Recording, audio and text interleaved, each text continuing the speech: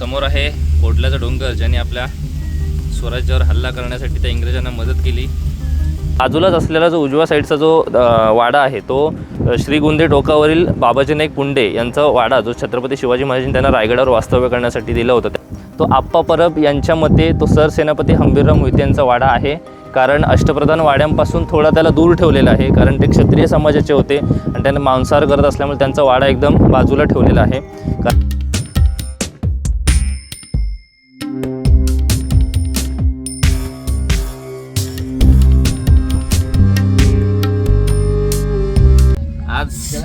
मोहिमेचा तिसरा दिवस आणि आज आम्ही रायगड रोपवेने सर करतोय। रायगडाचे जे सौंदर्य आहे ते रोपवेने बघण्याचं सुख आहे ते आज आम्हाला लाभलेलं आहे। समोर संतोष दादा, राजेंद्र दादा आणि कुणाल दादा आणि आमची बारकी निकिता ताई।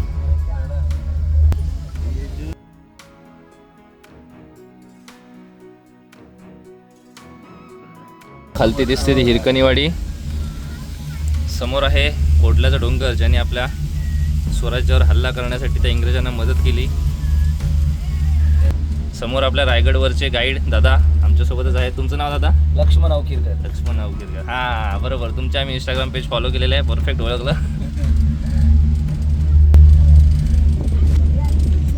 आता आज आपण आपल्या व्हिडिओला तलावापासून करणार आहोत। कुशावर्त तलाव, तिकडचे सगळे वाडे आणि त्यानंतर थेट आपण सरसेनापतींचा वाडा बघण्यासाठी सरळ तिकडे प्रस्थान करणार आहोत। फक्त हाच आनंद आहे की आता आम्ही रायगडावर जाणार आहोत, तो सुद्धा रोपवेने।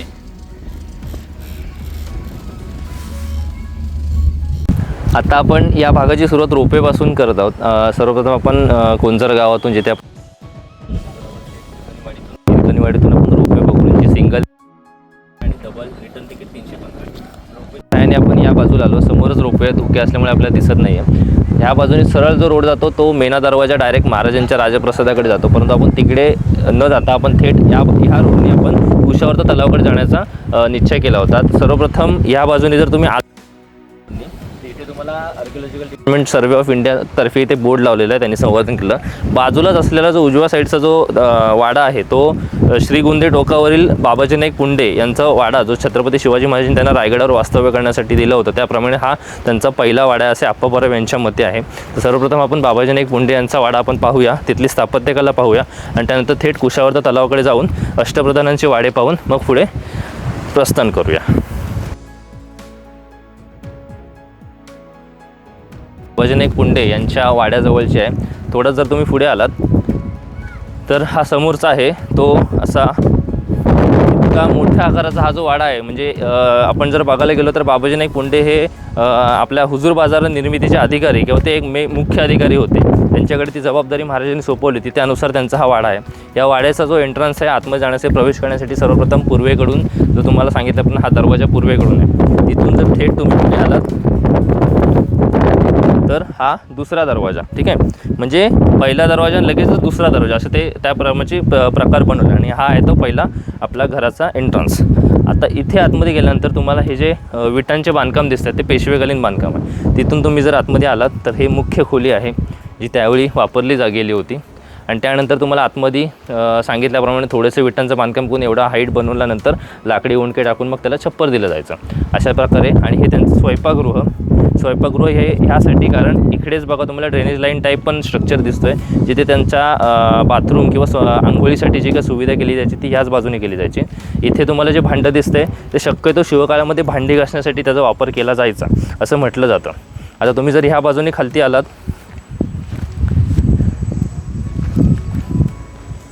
हा आहे चौसौपी वाडा जो बाबाजी नाईक पुंडे यांना दिला होता। त्यांचा इतिहास म्हणजे तुम्हाला मी हुजूर बाजाराचे ते सांगितलं की शेषाबा नाईक पुंडे यांचे नातू बाबाजी नाईक पुंडे होते। शेषाबा नाईक पुंडे यांनी शहाजीराजांकडे एक वचन मागितलं होतं की ज्यावेळी भोसले कुळातील ज्यावेळी कोणी राजे होतील त्यावेळी त्या स्वराज्याला किंवा त्या राज्यामध्ये माझ्या घराण्याला एक मोठी जबाबदारी दिली जावी, त्याप्रमाणे त्यांना हुजूर बाजाराचे प्रमुख बनवले ते। आता ह्या वाड्याची जे काही तुम्हाला कड्या दिसतात त्या अजूनसुद्धा पुरातत्व खात्याने इतकं चांगल्या प्रकारे संवर्धन केलेलं आहे। ते कड्यासुद्धा तुम्हाला त्या काळातल्या अजूनसुद्धा पाहायला मिळतात ज्या त्यावेळी बसवल्या होत्या, ठीक आहे।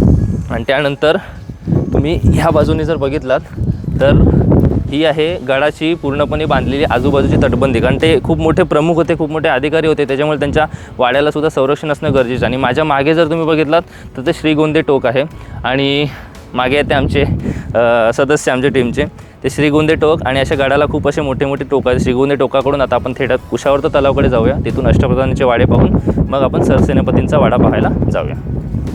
आता आपण समोरच्या मार्गाने सरळ पुढे आल्यानंतर आता पुढे आपल्या वाडी तर लागतील, पण त्याआधी पुरातत्व खात्यातर्फे आपल्या इथे काही बोर्ड किंवा दिशादर्शक लावले आहेत. त्याच्यामध्ये त्यांनी सर्वप्रथम जो पहिल्या वेळी जो वाड्याचे जे फोटो काढले आहेत ते ड्रोनच्या सहाय्याने काढले आहेत. त्यानंतर हे काम चालू असताना हे काम थोडंफार अंतरावर झालेलं आहे आणि हे पूर्णपणे काम झाल्यानंतर त्याच्यामध्ये तुम्हाला पूर्णपणे ज्योती, आतले पूर्ण घराचे अवशेष, विटांचे बांधकाम हे सर्व पूर्ण तुम्हाला क्लिअरली दिसून येतं. आता पुढे ह्याच वाड्याचं जेव्हा उत्खनन चालू होतं, ज्यावेळी संवर्धन चालू होतं, त्या वाड्याच्या संवर्धनावेळी आपल्याला इतक्या सगळ्या वस्तू भेटल्या. त्याच्यामध्ये अंगठी असू दे, शिवलिंग असू दे, चमचे असू दे, देवीच्या मूर्ती असू दे, त्याच्यानंतर सुरे वगैरे असे, म्हणजे त्या काळी जे वापरले सुरे. सर्वात महत्त्वाचं हे जे यंत्रराज जे आपलं छत्रपती संभाजीराजे छत्रपती यांनी जे पोष केली, ते यंत्रराजसुद्धा याच ठिकाणी कुशावर्त तलावाजवळच भेटलं होतं. त्याचासुद्धा त्यांनी फोटो लावलेला आहे. दुसरं म्हटलं तर आपल्याला शिवराई कॉईनसुद्धा इथं भेटलेलं, म्हणजे या ठिकाणी जे काही मंत्री राहायचे त्यांच्या घरामध्ये शिवराई कॉईन्स भेटले होते. तर यावरून समजते की हा पूर्णपणे VIP एरिया. आता ह्या इथून थेट आपण पुढे जाऊन अष्टप्रधान वाड्यांपैकी एक वाड्यांचा आपण एक अवशेष पाहून थेट मग कुशावर्त तलावाकडे जाऊया.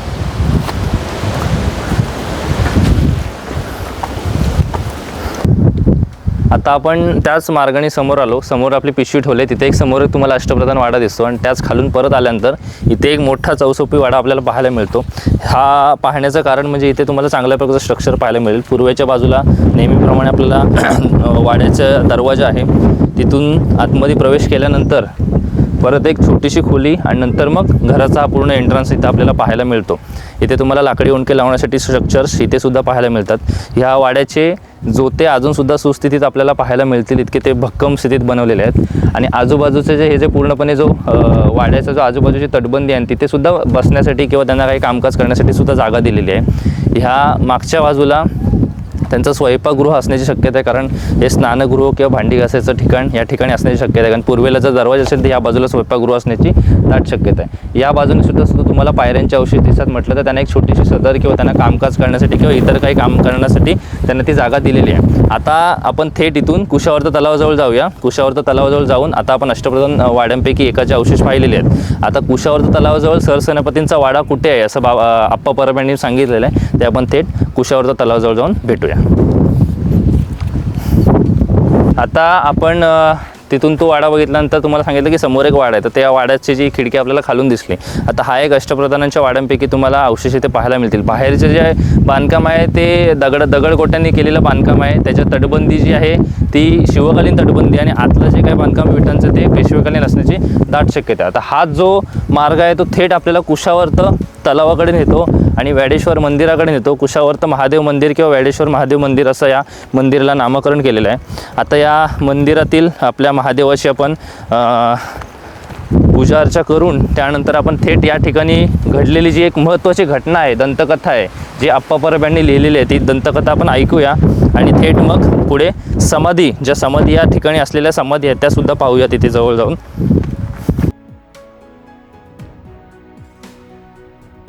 आता हे जे ठिकाण आहे ते कुशावर्त तलावाजवळ असलेलं महादेवाचं मंदिर आहे. आता सांगायचं तात्पर्य इतकंच की जगदीश्वर मंदिर हे तिकडे थेट आपल्या त्या टोकाकडे, परंतु इकडे राजघराण्यासाठी पूजा अर्चा करण्यासाठी जर जवळ मंदिर असावं म्हणून महाराजांनी इकडे एक जवळ मंदिर बांधलं. त्याला कुशावर्त महादेव किंवा वैडेश्वर मंदिर असं सुद्धा म्हणलं जातं. समोरच तुम्हाला दिसतोय तो कुशावर्त तलाव. त्या तलावाजवळ एक दंतकथा घडलेली होती, ती तुम्हाला मी पुढे सांगेन. परंतु त्याआधी त्या कुशावर्त तलावाच्या बाजूचा जो वाडा दिसतोय तो आप्पा परब यांच्या मते तो सरसेनापती हंबीरराव मोहिते यांचा वाडा आहे. कारण अष्टप्रधान वाड्यांपासून थोडा त्याला दूर ठेवलेला आहे, कारण ते क्षत्रिय समाजाचे होते आणि त्यांना मांसाहार करत असल्यामुळे त्यांचा वाडा एकदम बाजूला ठेवलेला आहे, कारण ते लष्कराचे प्रमुख होते, सरसेनापती होते. आता आपण थेट मंदिरामध्ये प्रवेश करूया.